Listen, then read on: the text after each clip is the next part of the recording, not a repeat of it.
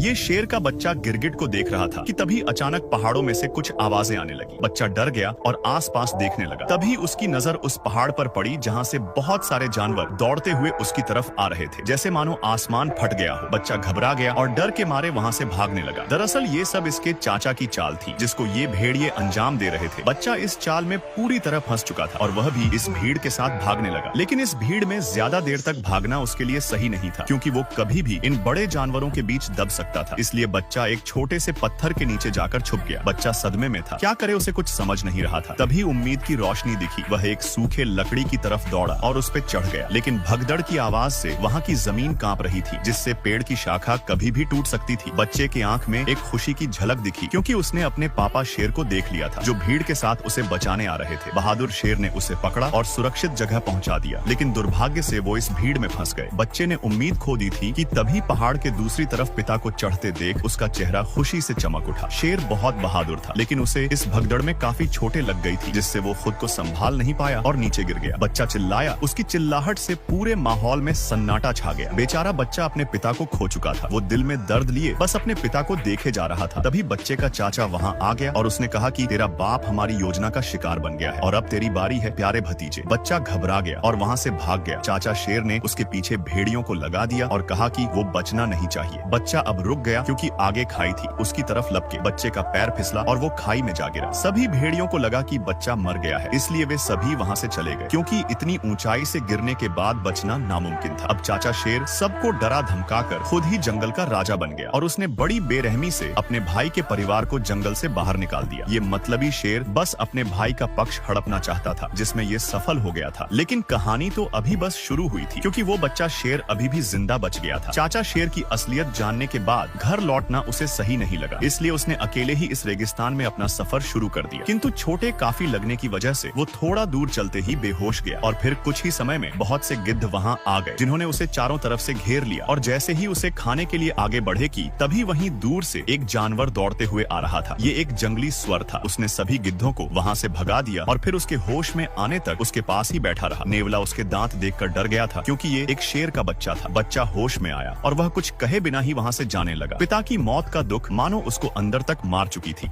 अब वो बच्चा उदास होकर यहाँ से जा रहा था। तभी नेवला और सुअर उससे बात करने की कोशिश करते हैं और बातों ही बातों में वे अच्छे दोस्त बन जाते हैं। वो दोनों उसको हौसला देते कि जिंदगी में हर कोई अपनों को खोता है, ये नियति का नियम है। लेकिन इसका मतलब ये तो नहीं कि जीना ही छोड़ दिया जाए और तुम तो एक बहादुर शेर के बेटे हो। ये सुनकर बच्चा बहुत अच्छा महसूस करता है। अब ये दोनों इसे अपने जंगल लेकर जाते हैं। जंगल को देखकर बच्चा शेर को बहुत अच्छा लगता है, लेकिन यहाँ के जानवर बच्चा शेर को देखकर हैरान थे कि ये शेर का बच्चा